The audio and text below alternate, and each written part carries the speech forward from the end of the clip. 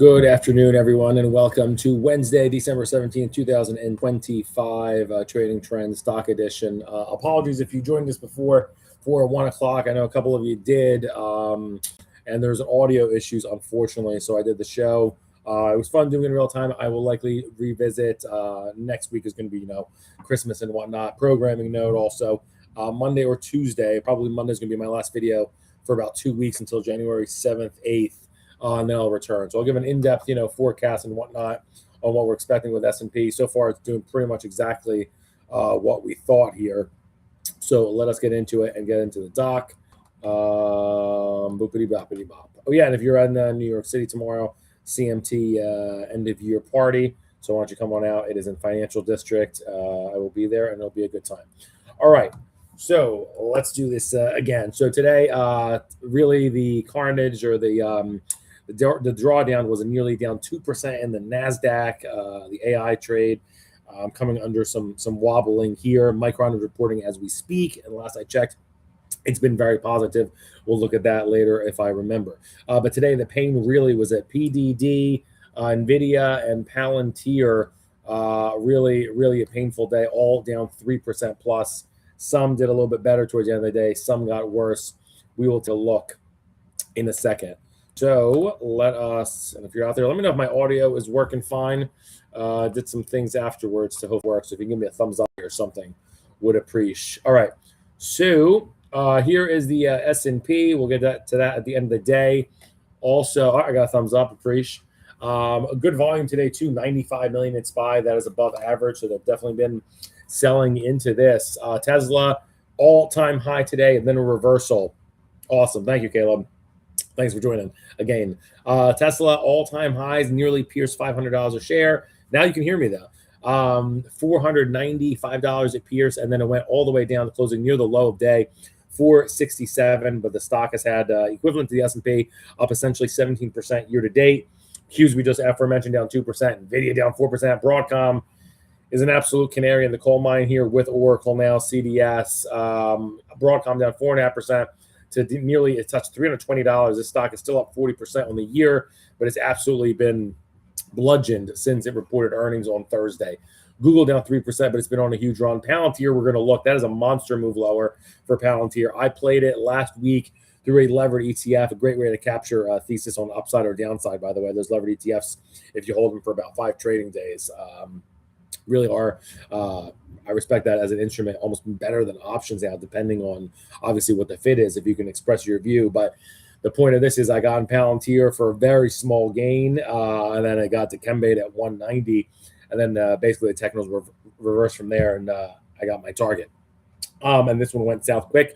We'll look at the chart in a second. Oracle, we'll look at that one too, down a monster 5.5%. This thing's just up 8% on the year now. This was up 35% in one day back in September. We'll take a look. Small caps down 1, Apple down 1, Meta down 1.2, and AMD down 5. That one's not been doing well either for semis, and that's about it for now. So intraday action. So here really they started to dump at 10:30 a.m. You see us really start to get away, extended away from that orange line or volume weighted average price. We go from 679 and they dropped it to 674 outside the lower Bollinger Band. Never good with an oversold registration. That lets you know the line is going one way and it's going longer and longer, and they want to sell and ask questions later. Usually when you get one Bollinger Band close like that with other deteriorations, with rolling lower timeframes of moving averages rather of different timeframes combined with an oversold and a stochastic momentum going lower. Yes, it's indicator, which are mostly derivative. Yes, but this is according to price, and then that gap or this move lower significantly is telling. Taking you to that point. So we actually didn't get outside the Bollinger Bands on the low points until about 12:30 around European close. We still went lower, and we actually bottomed at 3:30 p.m. right around 671, and a small bounce into the end of the day to 673, but VWAP here at 674.5, so well under that. As I zoom out here, I have said this will be a bearish distribution mode up until right around December 26th. Which is, last I checked, next week, Friday. So I see us, and basically they're selling. It's a sell the rip rather than buy the dip mode through then, and then that would basically mean Santa shows up on time, a little bit late, which kind of makes sense. If things get really ugly here, whoops, let me move that box. If things get really ugly here, I have that floor holding of 655, the same floor that has essentially been holding since mid-September. That is your wall, the layer of support if it gets that ugly. It has done a lot of correcting already in terms of price versus time. If you recall, we were just at 688. Those were the all-time highs, and a quick, move to 672 or 16 points, a little bit more than 2%. I do expect this to be straddled, somewhat tethered to 680. That's your 21-day exponential moving average. I don't see a lot of, I think we pulled a little bit of the seasonality forward, but with that nice creep up. And you always just also have to be aware of the double tops. Very scary in technical analysis. And if you have it, like we had in Microsoft, which is one of the biggest holders of SPY constituents, and you have that double top here, October 29th, and then you have it again here from last week. From false moves come very fast moves, and you can get to Chembade maybe all the way back to a Pong area of like your 200-day moving average, for example, 620, on maybe a bad correction the first half of 2026.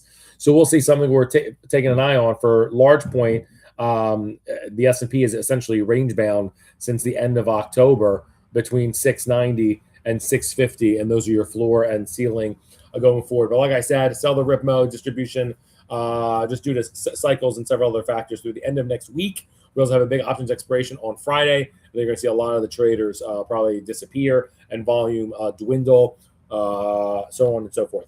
So that is it for SPY. Let us get into some of the big names that moved today, and there were several. Okay, first off, multiple standard deviation movers to the upside. There were several. We're looking at Occidental first.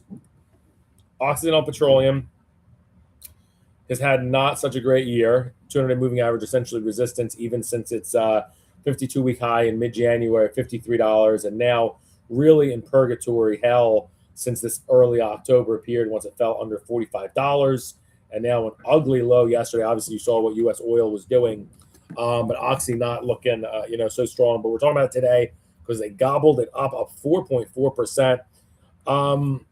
I think the near-term lows for oil are essentially in for the near term. I've been bearish oil and energy. I think for this base around $39 was my floor here, and essentially that's exactly what held. What was the low yesterday? 38.80. So essentially right there, and that floor actually takes you all the way back to April. And I trust that even with a falling 200-day moving average, you haven't been a lot time above the 50 RSI, but I think essentially this is going to base around 39, put in that floor here, and then you're going to try and carve just kind of a dead cat bounce towards about $41 in the next 2, maybe 3 weeks. But overall, not a great space to be in, and it hasn't all year, Oxy Petroleum, but they got into it today, up 4.5%. Next, and this was directly correlated with the risk off. More we slipped in the day, the higher they took General Mills. This has had a horrible year, an almost nat gas-like chart where it peaks above the 200 moving average for a glimmer of a second, March 10th, and then boom, rolls over. This one hit 52-week lows December 8th.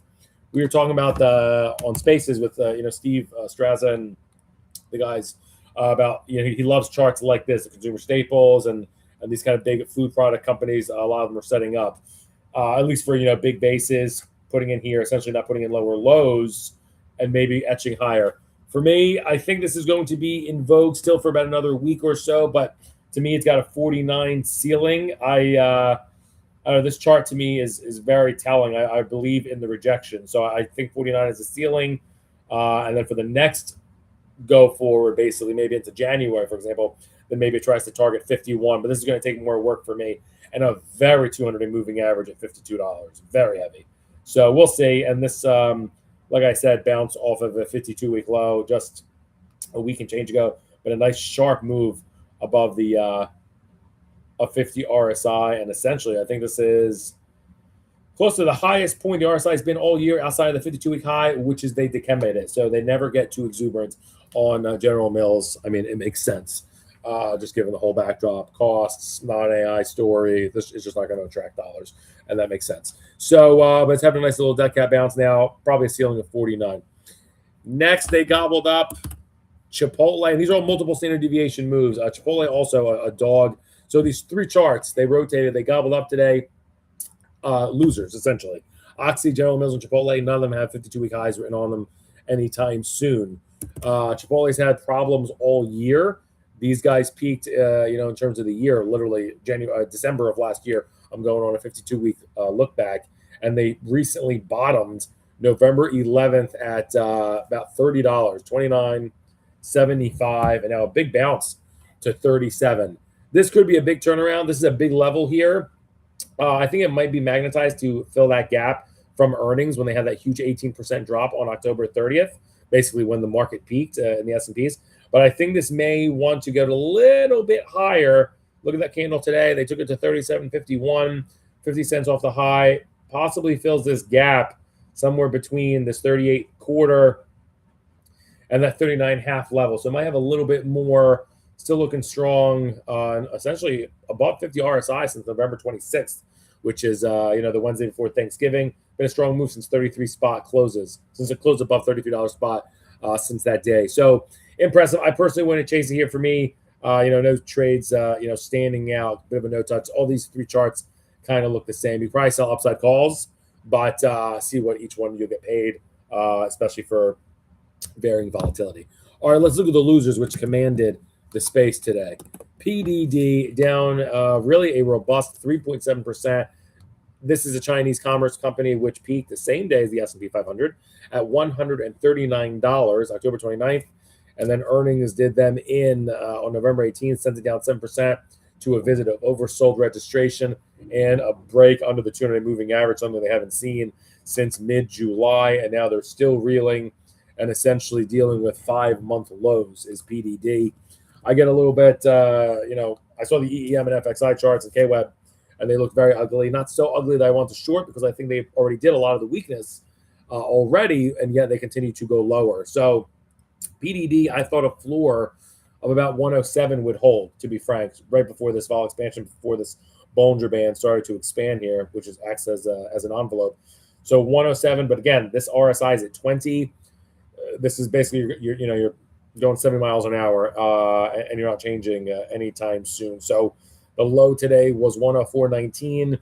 I don't want to fight this. This looks very heavy. I think this is in the penalty box for about another week or so. I got to look at the other levels here. I mean, the next stop could be if it gets drastic 97. I don't expect that to happen, but this RSI is ugly. There's a lot of weakness. People haven't really essentially sniffed at buying this since before that earnings report. I'm doing that by a measure of 50 RSI. So it's been all week since then, and spot then was 134. So it could be next stop 97, but yeah, this is going to be in the penalty box for a while. And after that, this 116 or 117 rather is going to act as a ceiling. So frustrating for PDD investors going forward. A big move here lower by Palantir, significant 5% when all said and done. An amazing looking chart, not one close, not even one touch to the 200-day moving average. So you can almost call Palantir a perfect stock. Look at that. Nothing you can say. Only thing you can say is this peaked on November 3rd when they reported earnings at 207.5, and then a beautiful hammer here on November 21st. The bulls stuck in exactly where they had to, and for them, it's the level of call it 145. This level has acted as support since mid-July, and boom, it leapfrogged us to 190. And I essentially, full disclaimer, I played this recently. Let me check my notes really fast. I got in November 25th. Right here, where's VWAP? Got in at 162 there. I played synthetically through an ETF and got out right about 180 just recently. And then I got out before this ping-ponging back and forth, and then boom, it gave wayward. I do not like this one for the next 2 weeks. I don't think I'm going to outright short it, although it's not a horrible consideration. To me, this is very possibly headed to 155. The trend and everything would still be in place. It would even be an improvement upon the hammer, not even really, touching the wick. Maybe 160, and that is absolutely fine. A huge candle today could be the beginning. Again, look at all this tension, and then boom, a break below. And right now, you're just entering under 50 RSI. So this actually, to the pen, and I was just long, and this is a sign of growth of as a trader, is when you're able to go long something and then go short immediately just based on the signals tactically. So I would love to re-enter this stock of the year, debatably. But for right here, tactically, for the next 2 weeks, this looks not so good. So Palantir, shorts, D's 18th, target 155. So that's where I think that's heading. That's a nice 20 points or so. And of course, you can do always more through options, put spreads, or you sell upside calls too. Selling that 180, selling the 190 calls. I don't know how much it's going to garner you now, but maybe you go 15, 18 days out and you get you something. Palantir, it's going lower, I believe, over the next 2 weeks and coming from a bull. But I'm saying tactically, it's not. I don't think it's going to be a friend nearby. Next, also NVIDIA, they hammer this one. I'm not just picking the big mega cap tech stocks. We are looking at, as always, multiple standard deviation movers. And today, a multiple standard deviation move, a monster. Down 4% is pretty significant. And this is what I don't like to say. So look at this point here. It's kind of similar to what we were just saying with Palantir, a great stock. NVIDIA at least had a bit of a purgatory in April and May. This was taking no prisoners. This was under 200-day. Palantir has been, when you're closing above a rising 200-day every day for a year, to me, you're a perfect stock. You're getting 50 points, 15 rebounds, 7 assists, MVP every day. It's okay. You can mess up a little bit because it's not in your nature, it seems. You're MVP. And that's the Palantir chart. NVIDIA here had a bit of a purgatory, had a bad part of a season in May, peaked on October 29th. And I don't like, so relative lows here. NVIDIA is, going through 3-month lows. Understand that with a rising 200-day, and it has not been above a 50 RSI since November 11th when we were tussling with 195 stock, and here we are at 171. This is in the penalty box as well. I think this is headed to not as much alpha. Points to gain from the downside in Palantir, but I do think NVIDIA is headed to about 165 over the next week and change. I think it'll be a victim. And I think this low from early September will hold, but I think it's going to surprise people with this going lower. And this started, like I said, a week ago when it couldn't break above 185, and now we are at 171. I think it's got a little bit more to go, about another 4% lower for NVIDIA. All right, let's go to the top 3 gainers of the past 5 days. Number 1 gainer of the past 5 days. And again, I really stuck to my parameters of having at least $20 share price and at least, I believe it was 7 million shares average daily volume. Norwegian Cruises. Today, a nothing burger, but over the past 5 days, 13%, or an average of nearly 3% a day. A monster move here. Is it slowing down? Look at the wicks getting the rejection here at $22. I don't... stochastic momentum mix getting to the highs of relative condition. It's above 50 RSI, peaking with where it has essentially all year. This peaked back here all the way back January 31st. Sliding to a moving average, although just as of it's flat, still going down to flat, but it's stuck at 2090. I was half joking before about when AI takes everyone's jobs, you're going to need people to spend money on cruises. At some point, I guess universal basic income will just be a thing if you ask Elon Musk. But the cruises, hey, no one told them they had the best week of any stock, 13%, a monster run. So here's the thing for me. I trust in these rejections, and it did a hell of a lot of a move to get from 18 to 22. So trees don't grow to the sky. I understand positioning and oversold nature, plus the short interest I see. But for me, this could be a turnaround. But look at these rejections as well. Did nothing. So it was up 4%, down 50, flat. That's enthusiasm is waning for me. And again, I have my thesis about the overall market, digesting the gains for the next 5-6 days. I don't like this one. This looks like it's headed to about 19.5, and it wouldn't bother anybody. I just don't trust this 200-day moving average that instantly moves to support. And it's had a lot of green days, very good run since Thanksgiving, to be frank. But I think this is going wayward. I might look at selling upside calls on this or puts. These wicks are very, very, very telling to me. It filled this earnings gap. It did a lot to get to that, 22. You can almost see it in the charts. And now I think it's moving lower. I think it's going to slice right through this 200-day moving average like butter. So that's right. I said butter. So I think this is headed lower to about 19.5. That's a big percentage move, $2 or so. So that's like 8%. I'll take a look. With Norwegian, it's a contrarian trade in the short term because it had the best week of any stock. But overall, this thing's been going south. All right, that's Norwegian, the best stock of any. Let me look at number 2, Lululemon. So look at that rotation this past week. Norwegian, which was a loser. Lululemon, Helen Keller could tell this is a loser. This peaked in January and has not even gotten close, except these earnings. Earnings truly confirm moves, at least for the quarter and longer. Look at this. Death Now down 20% in June. Look at this again, down 18%. And then how about this? Not as bad. Up 9% on earnings and overbought behavior just like that. That's a turnaround. That's something you could believe in, I guess, except the volume was half of what it was on the last sell-off. So curb your enthusiasm quite a bit. Props Larry David. And rest in peace, Rob Reiner. Messed up.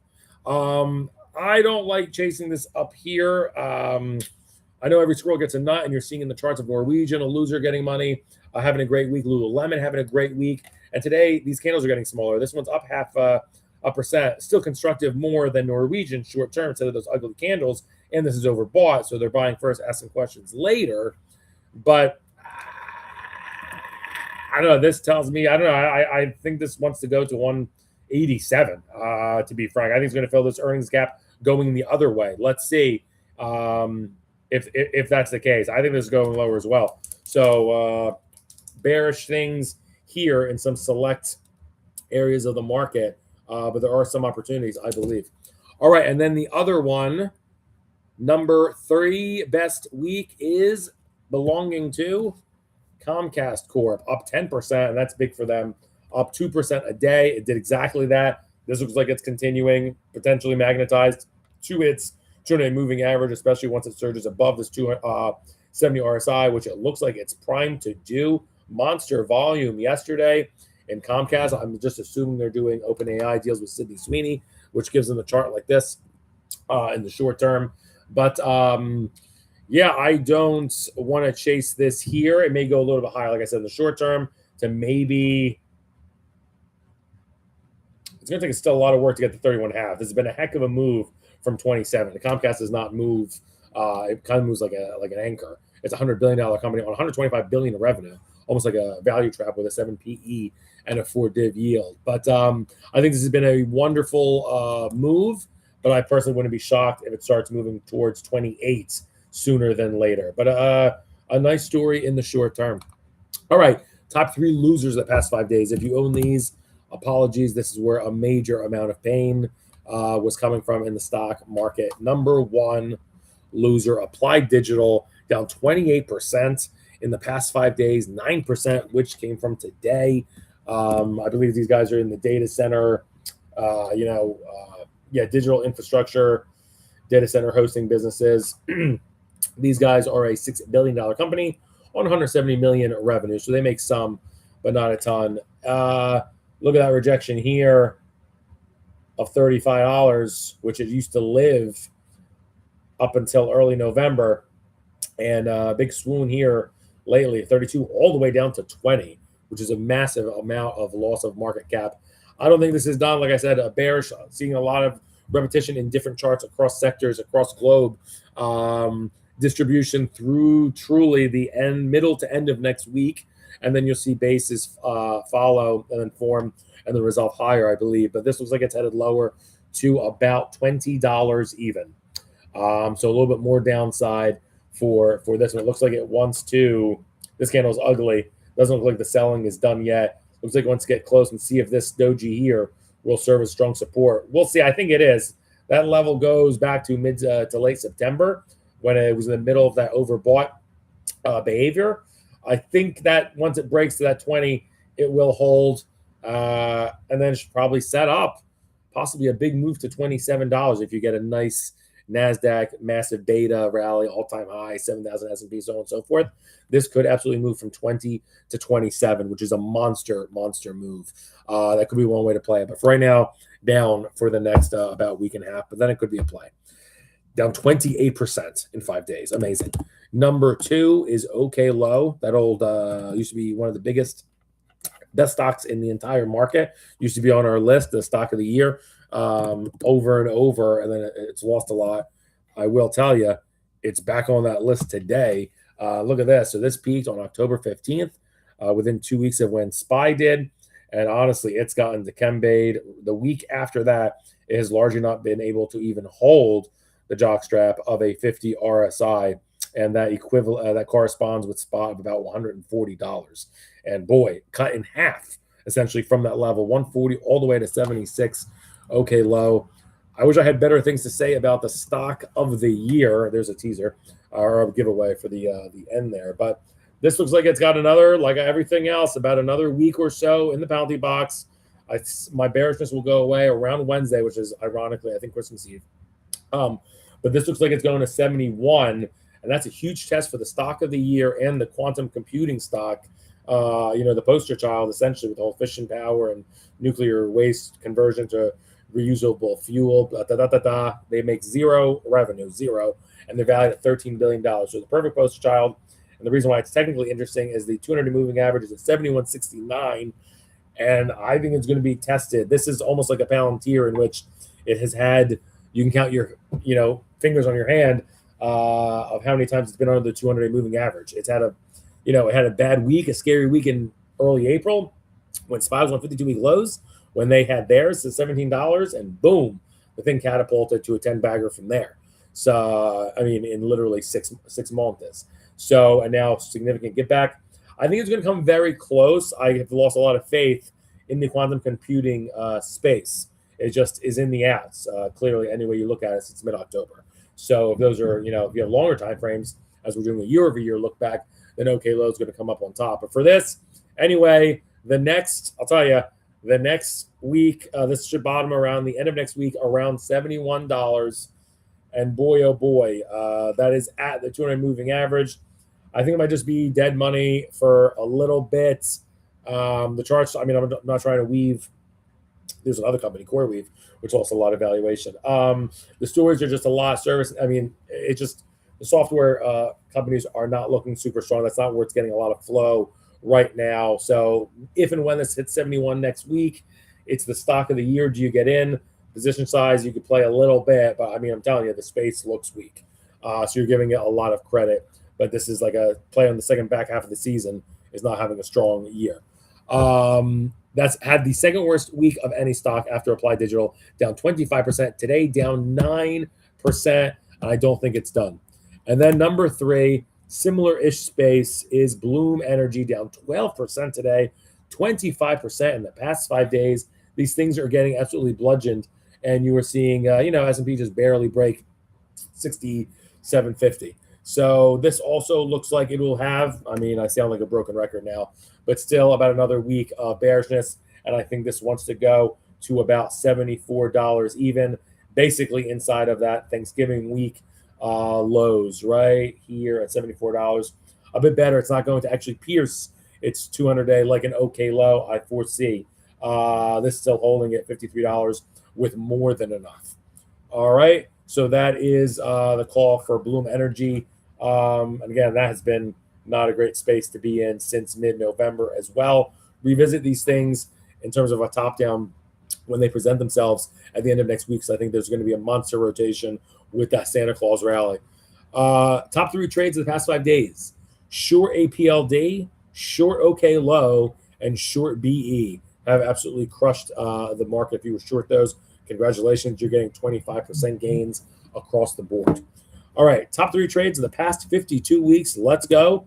And this, I really had to stick to my guns about price and rules in terms of share volume, liquidity, and things like that, because there's some miners there that are like $2 and they're up 6,000%. There's crazy things. So you are going to see some miners on here. But number 1, and we just talked about it, and I give this list a lot of respect. It's a 52-week look back, so to me, it has a lot of trends, and something very important is happening with OK low, the stock of the year, up 295%, and that's what happens when you go from $21 all the way to $193, but then you get cut in half, so it's not exactly confidence instilling. But like I said, this is going to head to about $71, right around that 200 moving average.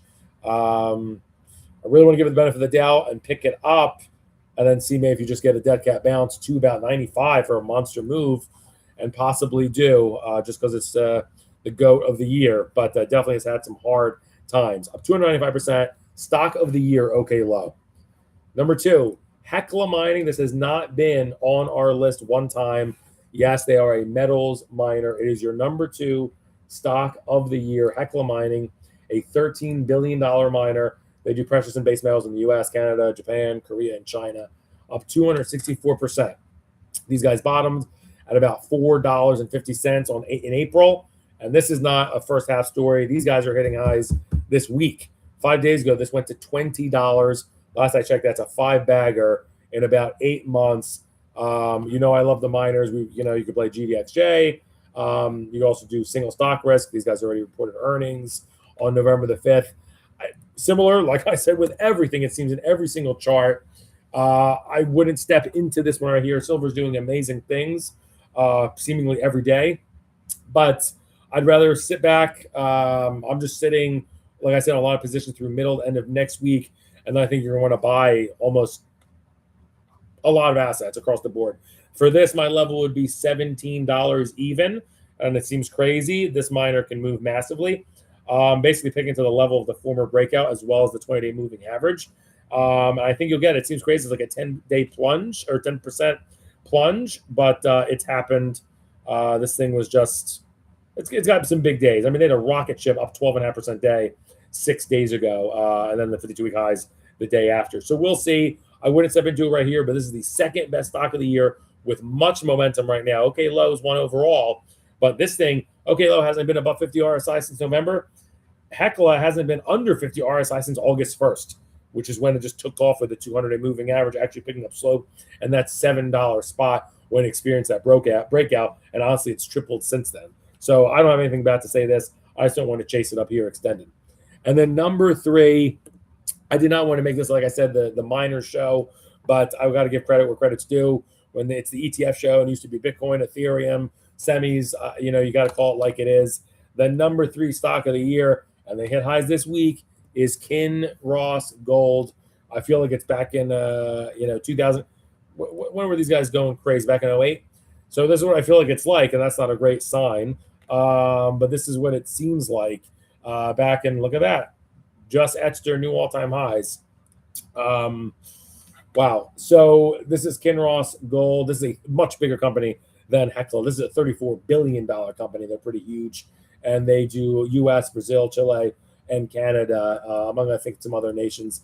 This one is closer for me. This one doesn't have to sit out to me the whole next week and change. This one looks like I know it may not seem like it makes sense here, coming off of a high of $29, but it hasn't moved in the same kind of velocity as the other one has, not super as extended. This is a more steady uptrend. And similar to an a la Palantir, this has not had one close under the 200-day moving average all year, with gold doing gold things. So this looks great to me.